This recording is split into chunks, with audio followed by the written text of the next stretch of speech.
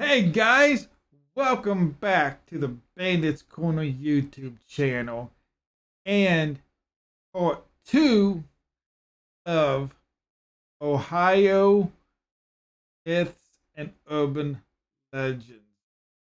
And can I say, you guys crushed it on part 1. So let's keep that going. In this episode, we are going to be talking about 3 more Ohio myths and urban legends.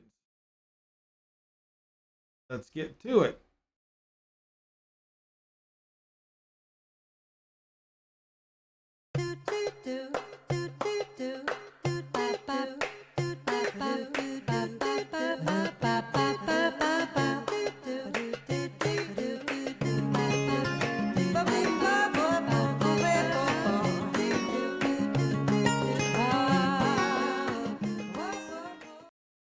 All right, so as I said in the intro, we are going to be talking about 3 more Ohio myths and urban legends.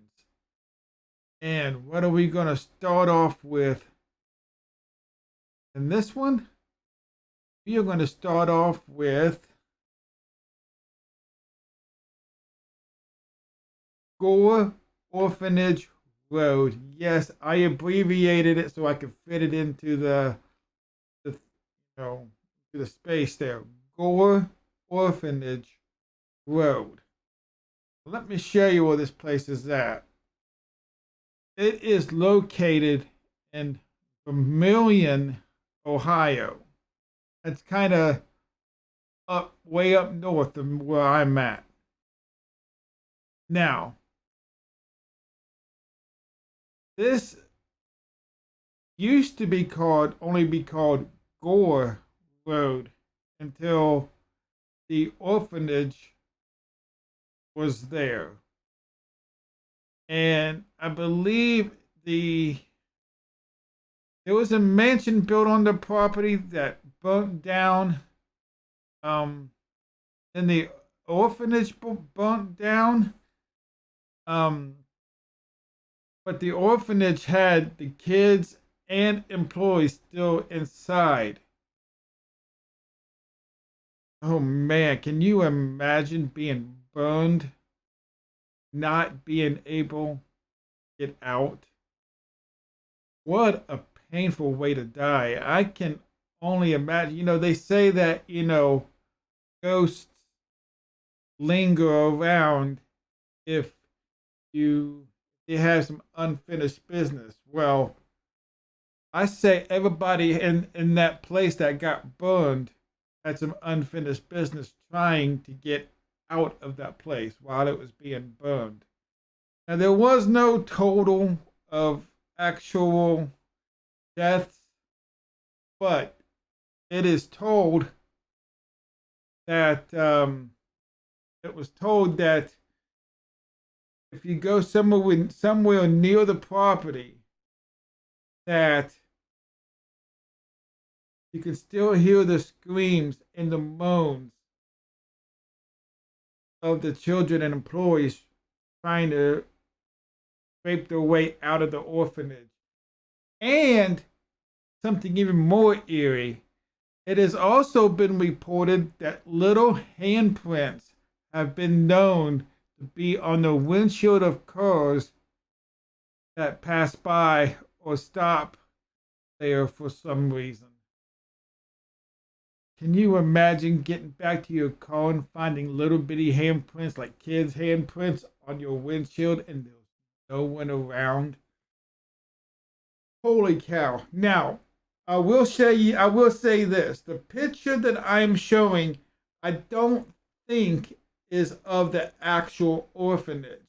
But the guy that built or that ran the orphanage had many properties on this land, and he was not a very nice guy. He didn't feed the children very well, even though that they had cows and things like that on the property. The kids didn't get much of that, and yeah. So, but back then there was no law against how the kids were treated. Thank goodness there is such laws in place now. All right. Holy cow. What a story. I mean, that intrigues me so much. And I believe, and I may try to find it and post a link to it somewhere, but there might be an actual movie about Gore Orphanage Road. If there is, I'll try, like I said, I will try to leave a link in the description below. All right, so the second one is called Beaver Creek State Park. And yes, I abbreviated again. My apologies. Now, this one, just kind of blew my mind when I first heard the story. Beaver Creek State Park is just west of the Pennsylvania border, so just like right on the border. Here's Pennsylvania, here's Pennsylvania, and then here's Ohio. So I mean, it's like right there on the border, pretty close to it.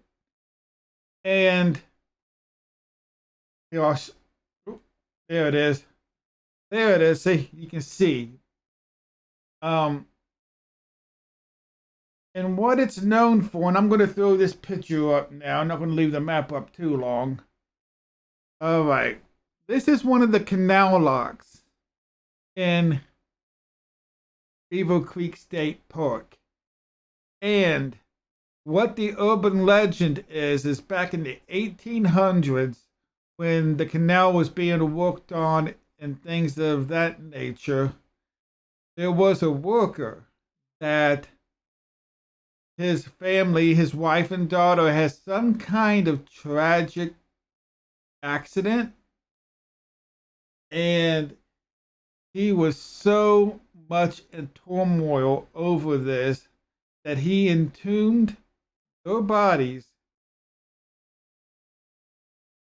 into one of the canal walls. Now, like I said, this is a picture of one of the canal locks, so probably not the actual wall that supposedly the bodies are in. But oh my gosh, can you imagine? Now, what are people reporting that they are seeing today? They are reporting that late at night, they are seeing a shadowy, ghost-like figure carrying a lantern. And what is believed that it's that same worker looking for his family.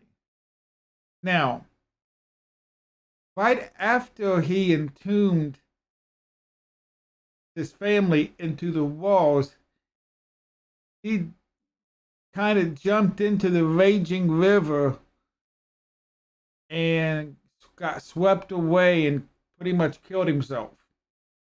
So he went downriver. They stayed in the walls, but I guess his ghost can't remember exactly where they were entombed. So he's out looking for him still. And that's a dedicated husband and father. Wow. Can you imagine?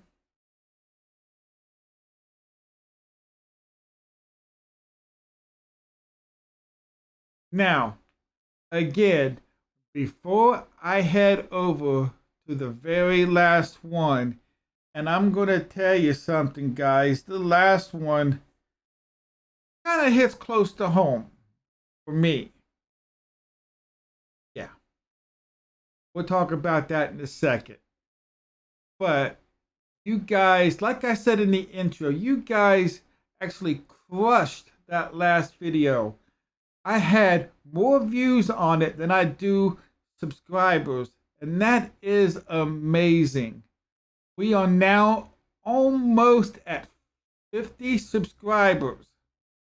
We're almost halfway there to a live stream. Now, if you're new to the channel, you don't know what I'm talking about. Every 100 subscribers, I will do a live stream. Maybe play some video games. Maybe talk a little more about this stuff if you want. Who knows? But I'll think of something good. So I believe at the time that I'm recording, we are at 44 subscribers. That's only 6 subscribers away from halfway to a live stream. So if you haven't already, hit that subscribe, hit that notification. Make sure that you like the video. Make sure you comment on the video. And make sure you share that video. Get this out there. Let's make me do a live stream. I haven't done a live stream in a very long time. So we're close, guys. We are close. All right. So here we go. The third and final myth and urban legend that we are going to be talking about tonight is the Loveland Frogmen. That's right, the Loveland Frogmen. You did not mishear me when I said that.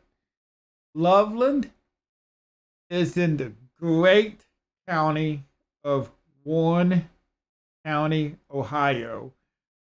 It's north of Cincinnati. And I know this because I live in Warren County. Now, I will say I do not live in Loveland, but it is only a couple of towns away from where I do live. Like I told you, this one does hit pretty close to home. I found this online and I just had to kind of share it with you. Oh my gosh, this is pretty cool. Now, there have been 4 sightings of this creature. Stands about 4 feet tall. I think that's like 122 meters. Let me know in the comments below if I got that right or not. I'm just trying to go off memory of what I've read. It's something like that. 122, 102. I know that's kind of way off, but I know it has 102 in it. Something like that. But anyway, I'm not very good with meters. I know my feet, and they say it stands 4 feet tall. The first sighting was way back in 1955. That was the year my stepdad was born. That's going way back. The next 2 sightings was in 1972 by some local police officers. And one of them said that he might have actually got one or killed one, but when they went back, there was nothing there. So that, and then the last one happened as recent as 2016 when, let me know if you remember this craze, when 2 teenagers were playing Pokemon Go. Man, a lot of crazy stuff happened, I hear, when you played Pokemon Go. I was not in that craze. I never have been big into the Pokemon stuff. I was more into the superhero stuff. If you know me, you already know that. But Um, and the one now, what they're saying now, there's been, really, there's been a couple of stories, and I guess is the one that really got to me or stuck with me is there's a lot of variations of this story out there, but the one that I liked the most was it was a Bible salesman back in the 1950s. So this was the 1955 one. Was out selling uh, Bibles, and he went across.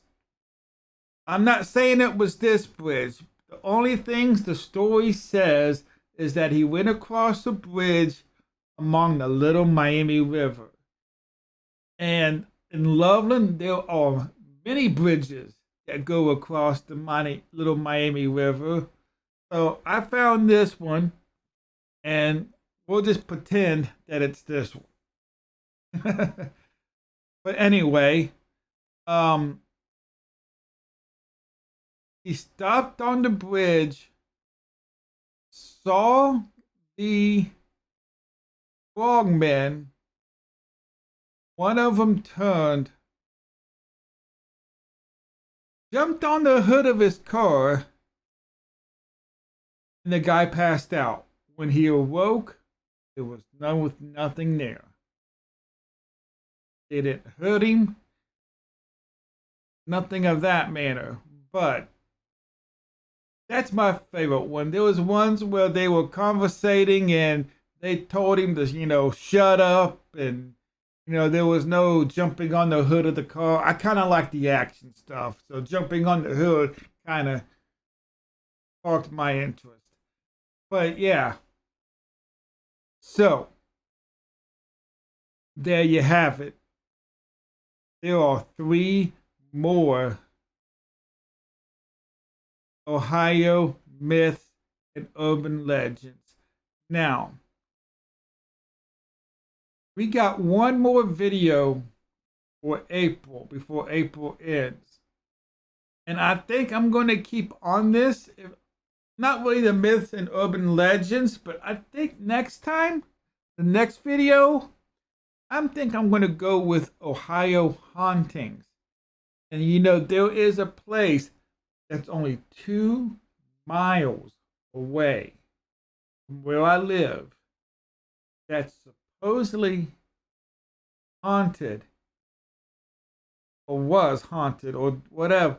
And get this, as of right now, that place is being renovated and turning into, or last I heard, they were going to turn it into some apartments. Now, I don't know if this is still true or not. If you're local and you know any more about that, let me know in the comments below. But we'll get into that, I guess, in the next video. So, until then, this is OHB Kev signing off.